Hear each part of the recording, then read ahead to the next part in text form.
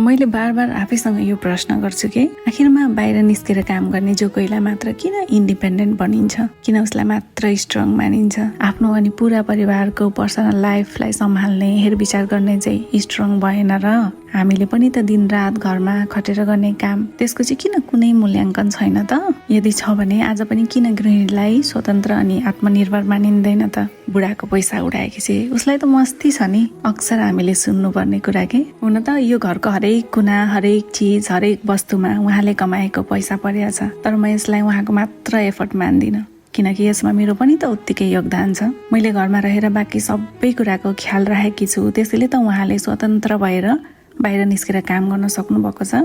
बिहान सबैभन्दा चाँडो उठेर भगवानलाई धन्यवाद गर्छु। कसलाई के मनपर्छ, कसलाई के चाहिन्छ, आज को आउँछ, कहाँ जानु छ, आफ्ना आफन्त, निम्तो, चुलो, मैले सकेसम्म हरेक चिज घरमै बनाएर खुवाउँछु। सबैको स्वास्थ्यको ध्यान राखेर पकाउँछु, त्यसैले उहाँ हेल्दी हुनुहुन्छ, एक्टिभ हुनुहुन्छ।